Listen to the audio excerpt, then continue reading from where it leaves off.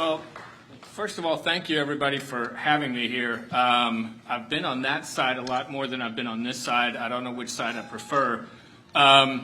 If you're expecting me to tell you what's in the budget, you came to the wrong place. I join the governor and I think most legislators in saying I still don't really know what they did in the last half hour of the session, but I do know it was one for the ages. It was a different session, to be sure. And, you know, reflecting on this, because I just finished my 21st budget cycle in Louisiana, and if you would have told me in March of 2003 when I came to work at the Times-Picayune that the Louisiana state budget would kind of become my life's work, I would have never in a million years imagined it. I thought I was going to be here for a couple of years and would move on, and here I am.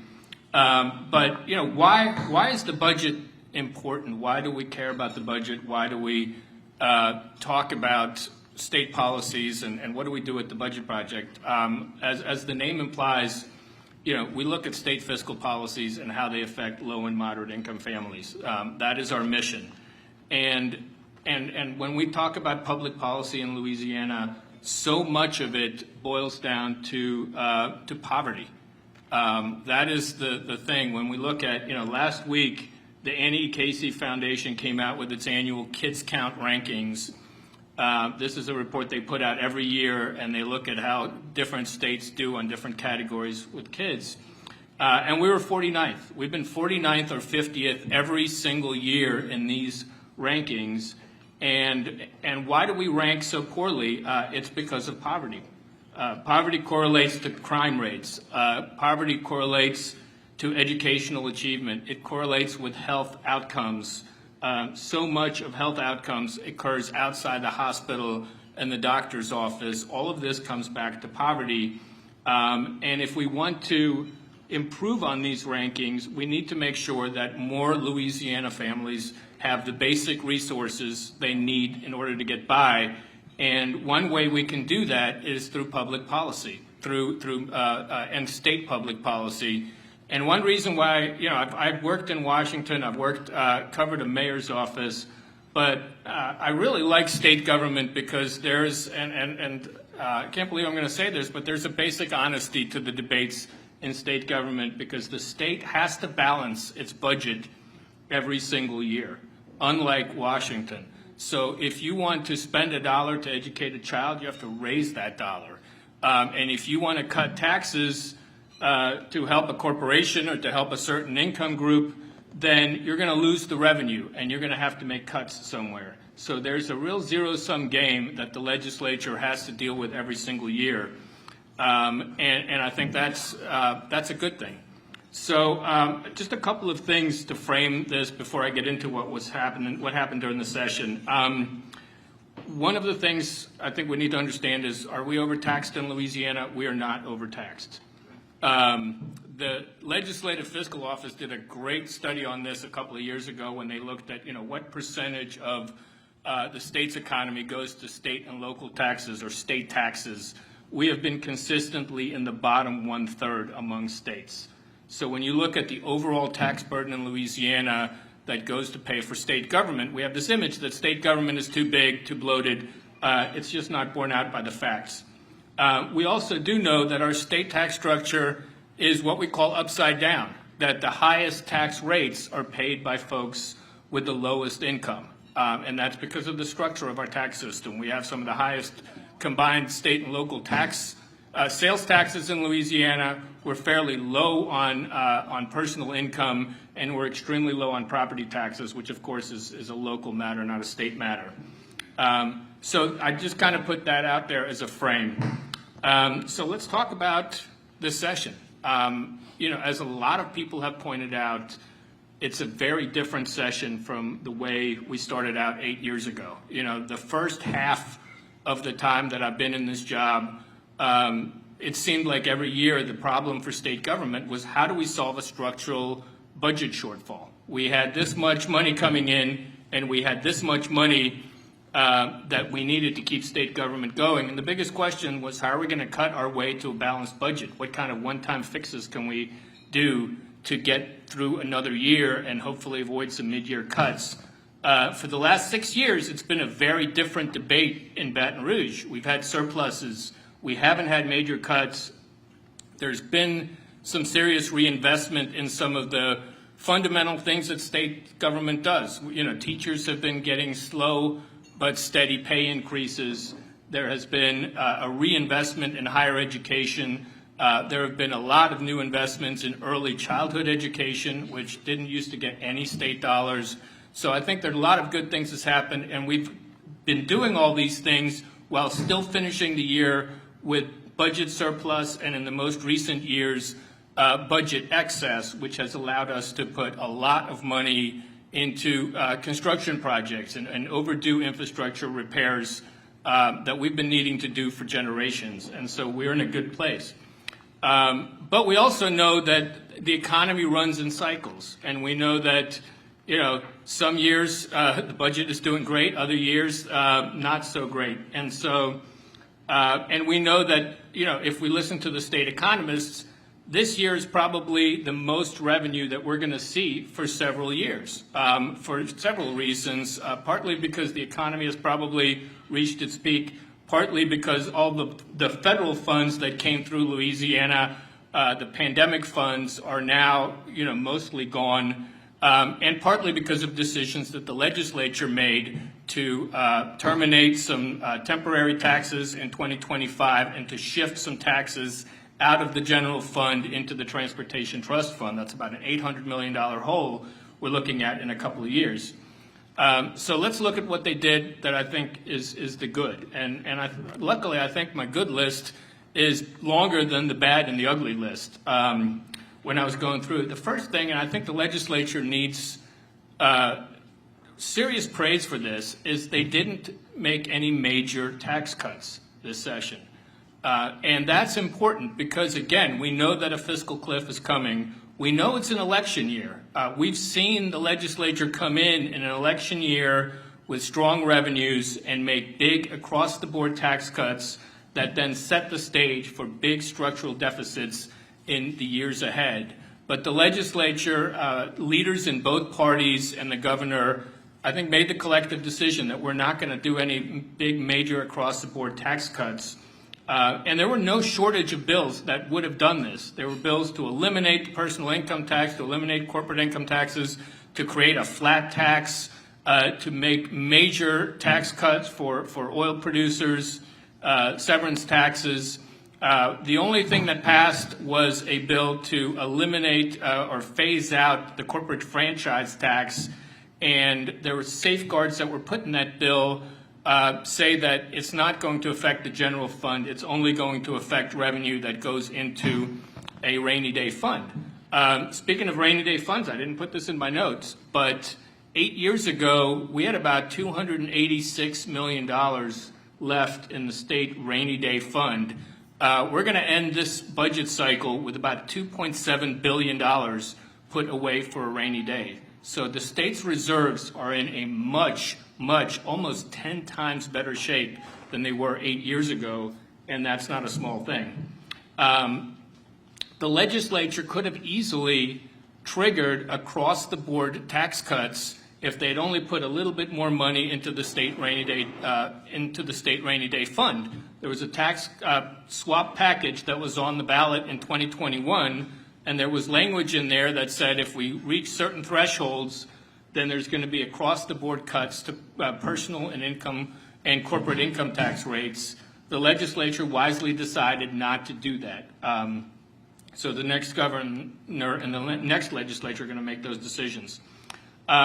This is not something we should take for granted because a lot of other states did behave what I think is in an irresponsible fashion, because I think a lot of states found themselves in similar situations to Louisiana in that they had a lot of revenue that came in after the pandemic. You know, the economy came back really strong after the pandemic, and there were a lot of federal funds that were sent to states that resulted in big surpluses. And for example, in Nebraska, they passed a major income tax cuts tilted at the richest people.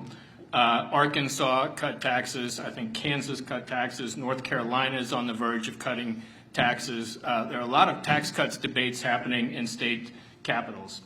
But what Louisiana did not do is what a lot of states did, which was use this opportunity to provide tax relief and to provide a stronger safety net for people at the bottom of the income tax, or at the bottom of the income pyramid.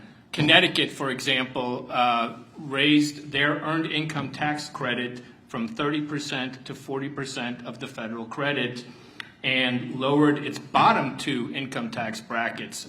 In Louisiana, we have an earned income tax credit, but it is 5% of the federal credit. Again, in Connecticut, it's now going to be 40%. Pennsylvania created an earned income tax credit equal to 25% of the federal credit. Again, ours is 5%. And in Minnesota, they just had a series of landmark legislation get to the governor's desk. In Minnesota, they created a child tax credit up to $1,750 per kid for families with low to moderate incomes. There are estimates that is going to reduce child poverty in Minnesota by 1/3. They provided one-time rebates for families earning below $150,000 for married couples and $75,000 for single earners. They created a paid family and medical leave program, and they paid for some of this by slightly increasing taxes on the very highest earners. So if you look at what Minnesota did, you can say it is possible for policymakers to come around and say, we are going to use state policy to improve lives for low and moderate income families. It is possible if legislators want that to happen. And I'm going to get to some of the failures in a minute. A couple of other good things that happened in the budget, because there was a lot of money available. We increased funding for Go Grant college scholarships by $15 million. These are critical financial supports for low-income families. They are need-based college scholarships. Remember, Louisiana does a very good job of funding and making college affordable for people who get TOPS. But there are a lot of students who don't get TOPS, who are non-traditional students who go to community and technical colleges or aren't taking the traditional four-year path.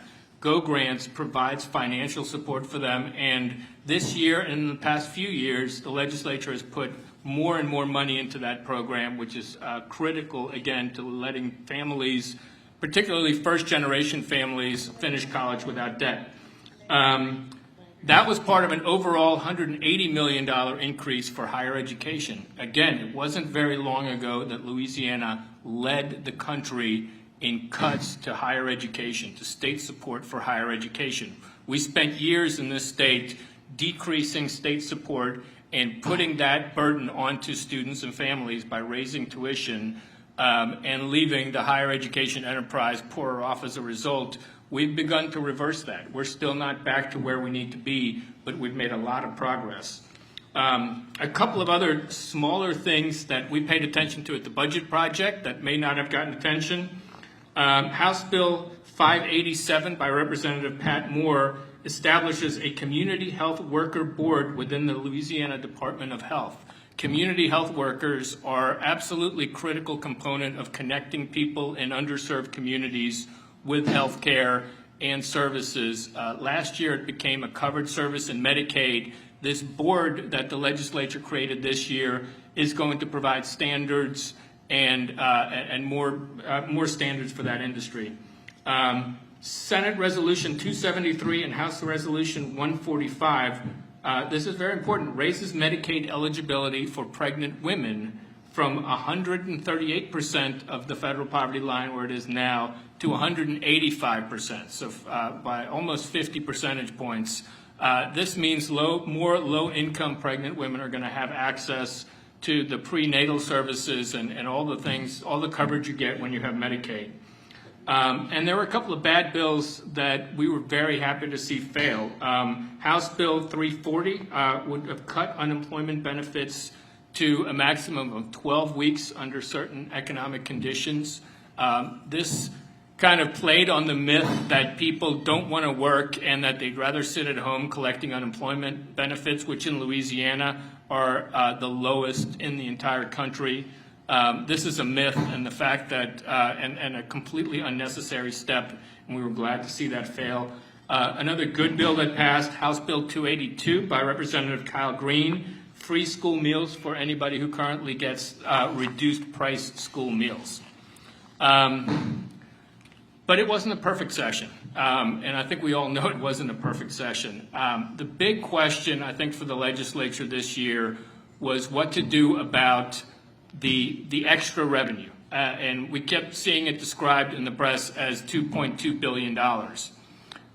There was, and most of that was excess revenue. There was about $500 million of that was surplus revenue, but the rest was excess revenue for the current fiscal year, which we still have 10 days left in, and the next fiscal year.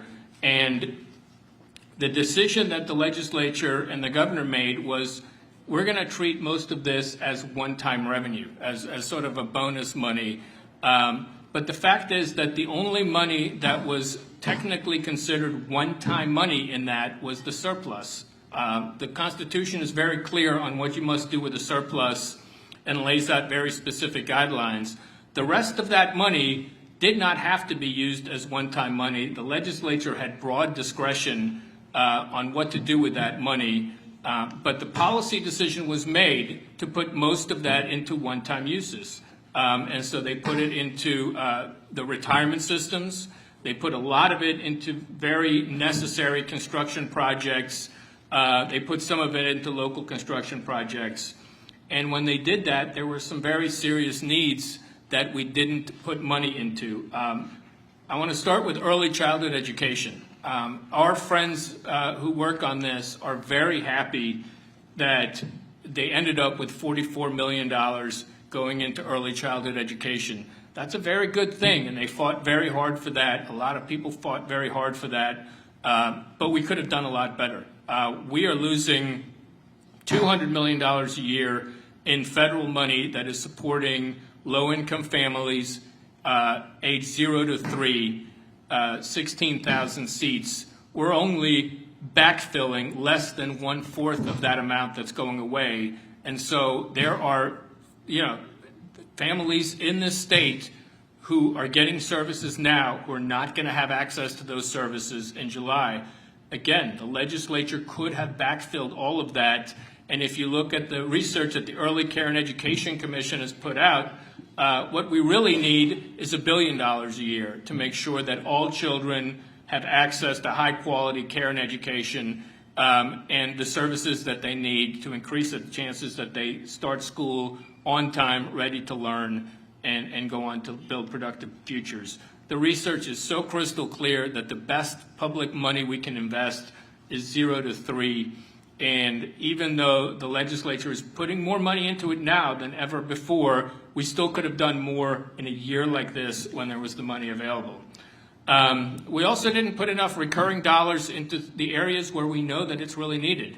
The child welfare system in Louisiana, and we know this through some of the great reporting done by the Advocate, is badly broken. There aren't enough people available, willing to, and able to do the hard work of caring for and responding to cases of abuse and neglect of vulnerable children, and they're having trouble filling those positions. We could have put more money in there. We didn't do the same with juvenile justice. We know that the juvenile justice system in Louisiana is badly broken. We still have children in jail at Angola. We could have put more money to make sure that that problem was fixed. And we also had some very good tax bills that didn't make it to the finish line. And let me start not with a tax bill, but the minimum wage. And I know I'm kind of a broken record on this because the minimum wage is something that this governor tried for 8 years to get raised. If we want people to keep their head above water financially, we have to have a minimum wage above the federal minimum wage. It's unbelievable to me that this could not get to a vote on the House floor in 8 years, could never make it out of committee. We're talking about a very modest increase in the minimum wage, and that bill could not get anywhere. There was legislation that had a good hearing to double the earned income tax credit. Again, Connecticut, 40%, Pennsylvania, 25%. We wanted to double Louisiana's credit to 10% from 5%. That bill could not get out of the Ways and Means Committee. And there was an excellent piece of legislation by Rep. Freeman to establish a paid family and medical leave program for Louisiana so moms and dads could take leave from their work in connection with the birth of a child or an adoption or to care for themselves or a family member with a serious illness. This would have been a very small payroll tax on employers and made sure that people had that time that is so critical, something people in most places in this world take for granted, but we don't have that in the United States, and there was an opportunity to create that in Louisiana. This is something that is starting to happen in a lot of other states. So let's get to the ugly. I'm not going to spend a lot of time on, or really much time at all, on the attacks on LGBTQ and trans kids, but I do not for the life of me understand how this helps Louisiana families, how this helps us attract residents to the state by really picking on some of the most vulnerable people in the entire state. I'm going to leave it at that. This is not necessarily a budget project issue, but I think something that it was sad to see that take up as much space and gain as much momentum as it did. And then let's talk about kind of the last 60 minutes of the legislative session. And I've been thinking about this, and again, I still don't know what they did to the budget. I know that it's not unusual for the budget to pass in the last couple of hours of the legislative session. That has happened time and time again. Bill Bryan reminded me that they used to do this at midnight. Now they end at 6 o'clock. But in years past, when the budget has been decided in the last few minutes, there have been mostly cosmetic changes. It's been, they're dividing up sort of the last minute projects. They're making a few changes here and there. In the 21 years that I've been watching this process, I've never seen the kind of wholesale overhaul of the budget that happened in the last few hours behind closed doors of the legislative session, nor have I seen budget bills come for a vote where the leadership of one chamber didn't really know what was in it or why it was included. So that is something that truly is new. And I think it speaks to a broken process when the president of the Senate can't explain the budget that he's asking his members to vote on with 10 minutes left in the session, or else they would have had to come into a special session and get a 3/4 vote just to pass a budget to keep state government running after the first.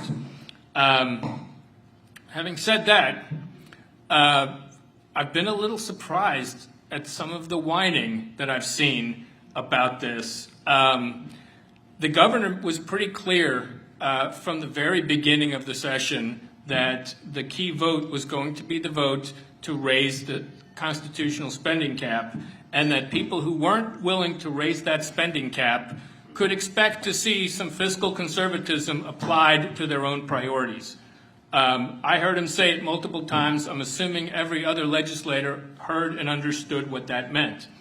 I'm reminded of a year during the Jindal years when Jim Tucker was the House Speaker, and he had who had gotten to be House Speaker with Bobby Jindal's support, and he decided to oppose the governor on a bill involving public records of the governor's office. The legislature wanted to open up the governor's office to public records. Jindal didn't want his records to be open to the public, and Jim Tucker sided with the legislature and came up and gave an impassioned speech about this. Ultimately, the governor prevailed. The bill failed. But Jim Tucker, the Speaker of the House, got all of his projects vetoed in Algiers. There was about $10 million missing from the budget through line item vetoes. But Tucker didn't whine and complain. He kind of understood that that's politics, that's how it's played, and everybody understood the rules. So if you're somebody who voted and didn't want to take the tough vote to raise the spending cap, then these are the consequences. And unfortunately, I mean, I think everybody understood the rules of the road.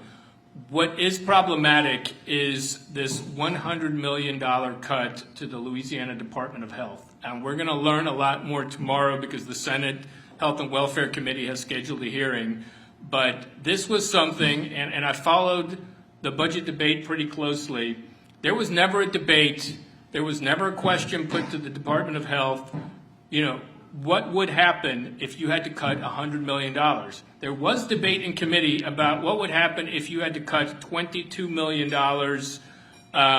and speed up the unwinding of the Medicaid program. And for those who aren't familiar with the unwinding, what happened was that during the pandemic, the federal government gave Louisiana and every other state additional resources for the Medicaid program. And as a condition of accepting the extra Medicaid money, nobody could lose Medicaid coverage from March 2020 until April of this year. So we had like 300,000 or 400,000 people added to the Medicaid rolls, and nobody rolled off because of income for 3 years, 3 years and 1 month. This was great if you're on Medicaid because you didn't have to have your income constantly reviewed. Now, the pandemic rules have rolled off, and the state has to review more than 2 million people who are on Medicaid to see if they are still eligible. We know that a lot of people have moved during that time period. Their life circumstances have changed. Maybe they changed phone numbers. Maybe they just didn't answer the letter that came in the mail. But we know that this is going to be a very big undertaking. And the federal government has wanted this to happen as carefully and with as much outreach as possible. And the state has been very responsive to that and said, yeah, we want to take a full year to do this unwinding. We want to make sure we do it right because we don't want anybody who is eligible for coverage to lose coverage. But the legislature, and particularly a few folks in the House, had a different idea. And they said, instead of doing it over a year like you want to do, we want you to try to get it done in 9 months. Now, the state has already been approved to do it in a year. And they think the state is going to save $22 million by speeding this up. We've already heard the Department of Health say that we don't think you're going to save the kind of money you think you're going to save, and we think a lot more people are going to lose coverage if you do it in 9 months as opposed to 12. But again, that's $22 million of the cut. There's another $78 million they want to cut from the health department that they never asked anybody how it would affect. And I want to remind anybody that the Medicaid budget is a lot harder to cut today than it was 10 or 15 years ago for a couple of reasons. The main reason is most of Medicaid now is handled through HMOs or managed care organizations. And they have to have actuarially sound rates.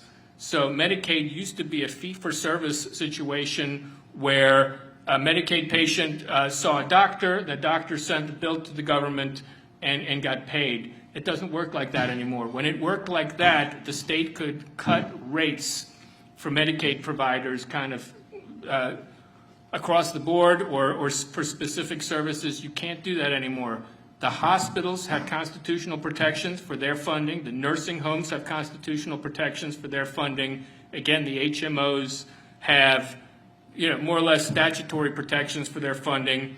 And the legislature put in that amendment that you can't cut waiver services, which are home care services, and you can't cut services for disabilities. So I really look forward to having somebody explain to me where this $100 million cut is going to come from if it actually has to get through, because it is not as easy as you think.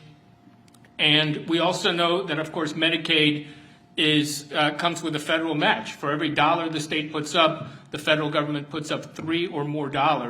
So what we really could have here, when everything's counted up, is a $400 or $500 million cut to the Medicaid program. And what that means is that low-income families who get health care now are going to lose that access. And this was unnecessary, and this was done without any public debate or scrutiny. So again, if you care about this, I hope you're going to pay attention tomorrow, because it's going to be an interesting discussion in the House Health and Welfare Committee. And then I want to open it up to questions in a second, but this is an election year. I want to say, when I started on Press Row was a lot bigger. There were a lot more of us. I had the incredible benefit of a lot of institutional knowledge on Press Row back then. People like Ed Anderson and John Hill and Will Sentel and John LaPlante and Marcia Schuler and Robert Travis Scott, people who had seen and heard the legislature for decades, and you could ask them questions and they would tell you, it's a lot harder right now for those who have to cover politics.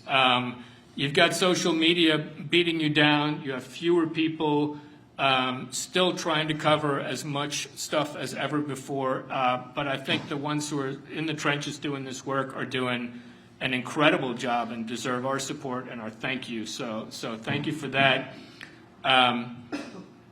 But now that we're heading into an election year, and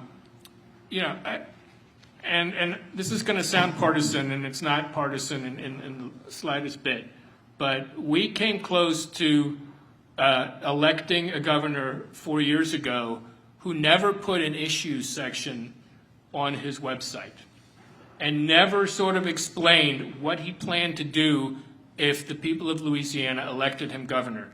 It made me nostalgic for the days of Bobby Jindal and the 10-point plan.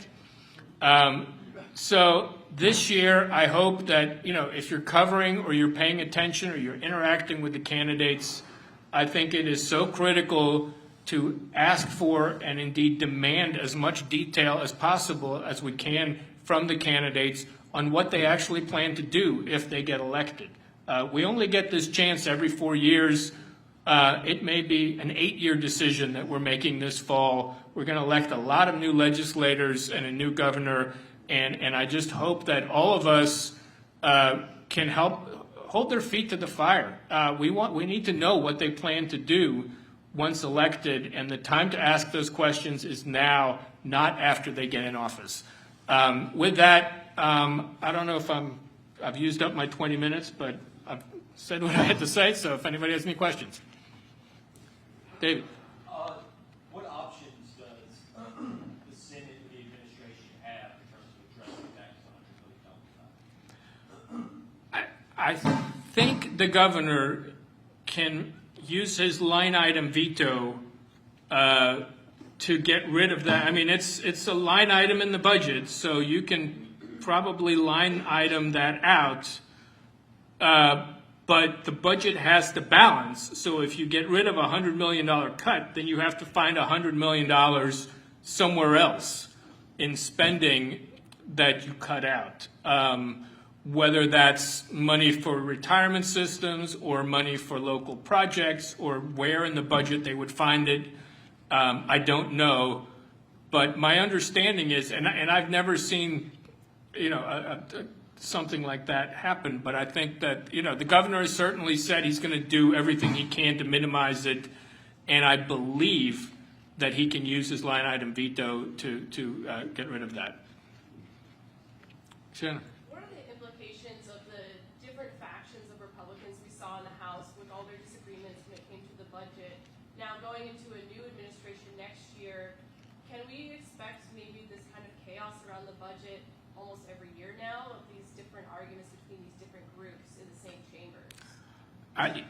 The question was whether we're going to expect the same kind of chaos.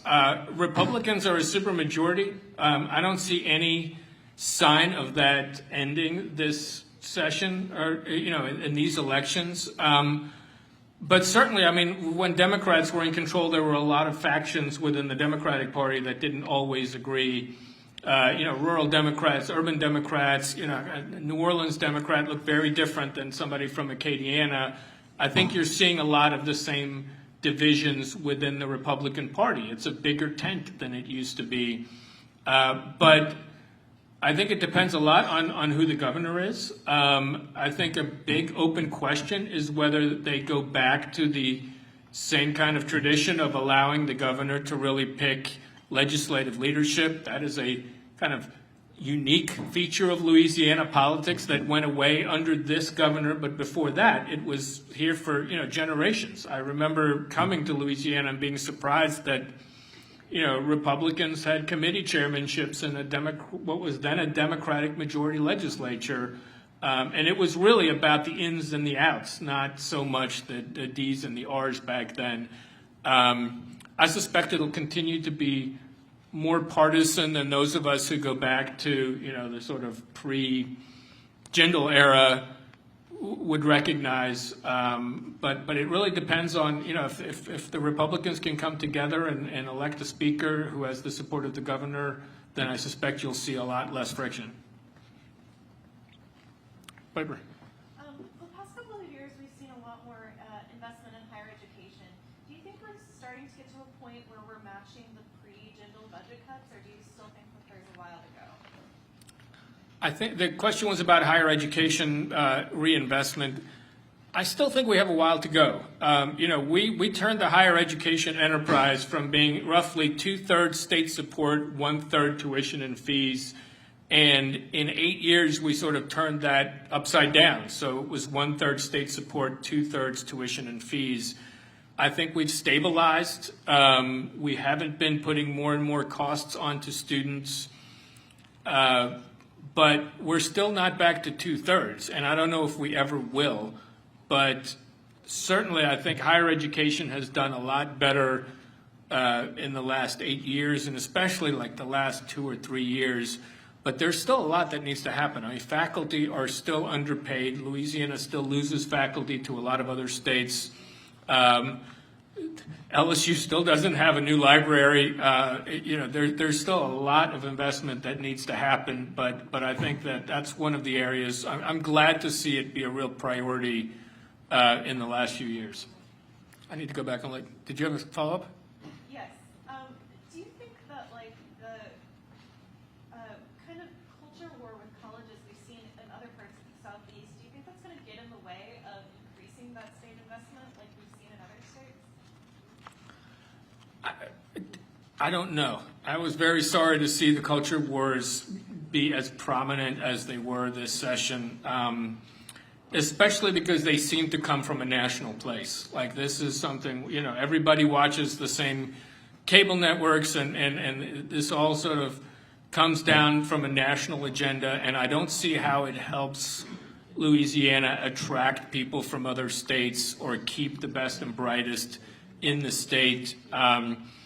Certainly, if you are a member of the LGBTQ community, it doesn't make you feel welcome and valued in Louisiana, which I think is terrible. But I think young people are more progressive on these issues than the people pushing these issues. So I think ultimately, if we want to make the higher education enterprise, we want to make Louisiana a magnet. I mean, I think I look around, states like Florida, Alabama, I have a lot of friends on the East Coast who are sending their kids to SEC and ACC schools down south because it's more affordable and they want that sort of big campus experience, but it's not happening at LSU and in Louisiana in the way that it's happening in a lot of other states. And so I think we need to be better at welcoming and seeming like we're welcome. I don't know if that answers your question, but I don't think that's helping anything.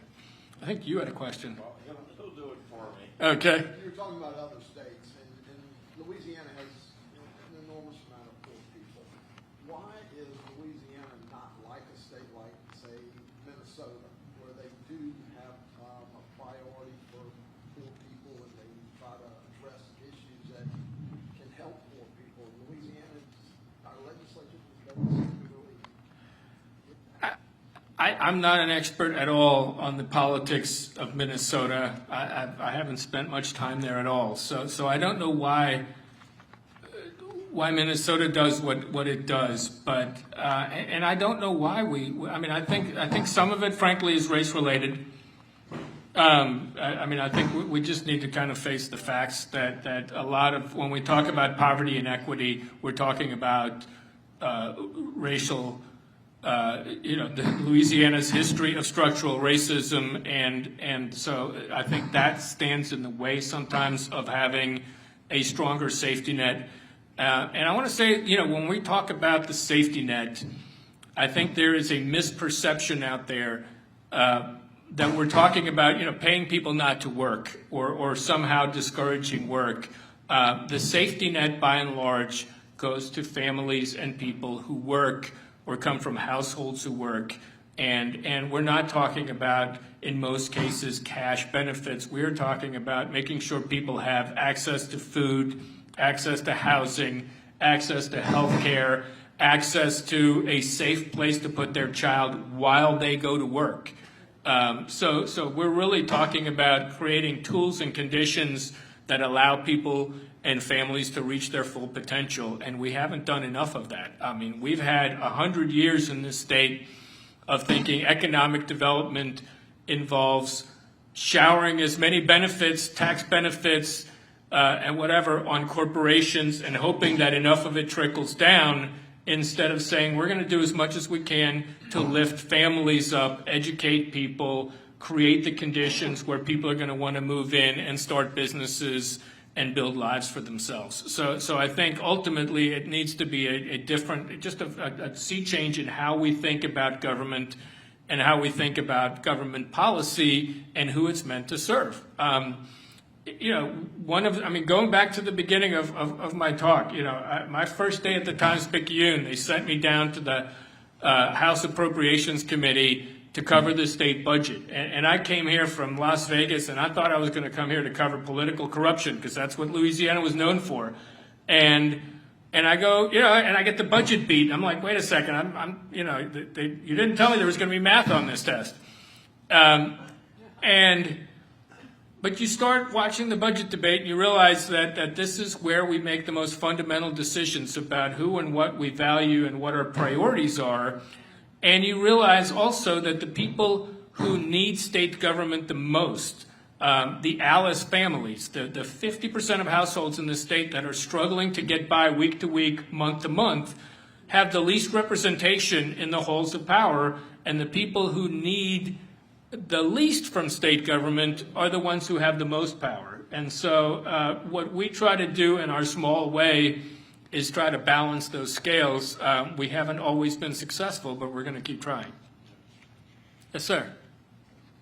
Is the percent of the budget being paid by the federal government steadily increasing, flat, or decreasing? It's generally been, the question is the percentage of the budget that's paid by the federal government, and whether it's there's kind of a few pots of federal money that we get. There's sort of means-tested money for Medicaid and SNAP, which goes to anti-poverty programs. And that's a factor of again, our high rates of poverty. And when you look at Louisiana, getting more from the federal government than we pay in taxes, it's a factor of those anti-poverty programs. The other big bucket is transportation. We get a lot of federal transportation dollars that go through DOTD. And that varies based on, I think, the highway bill. We don't pay as much close attention to that. And then the third big bucket is hurricane recovery. We're always recovering from several natural disasters, with one stage or another, and that flows through the budget. So I would say, depending on where we are in disaster recovery and in the economic cycle, it's been maybe slightly upwards, but not tremendously. And obviously there was a huge bump during the pandemic.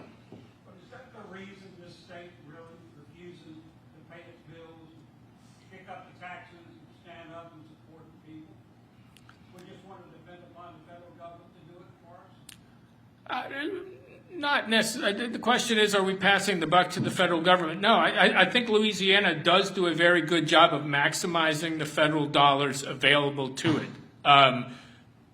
The expansion of Medicaid in Louisiana in 2016 has been an enormous public policy success. Our uninsured rate is below the national average. I mean, think about how many, public policy indicators are we, in the top half. Not many. And if you look around Baton Rouge, there are clinics where there used to not be clinics. There are emergency rooms where there weren't emergency rooms. There's a lot more access to health care than we've ever had in the state. And so there are some things that have gotten better, and that was because of this, a governor deciding we're going to take advantage of federal funding. And we tend to do a pretty good job of taking advantage of those. We don't leave a lot of money on the table, at least not recently. So, but certainly there's a lot more we can do at the state level to provide a stronger safety net. All right, y'all, that's our time. Thank you. I'm at time. I'd be happy to answer any. Thank you very much. I really appreciate this and appreciate everybody for coming out.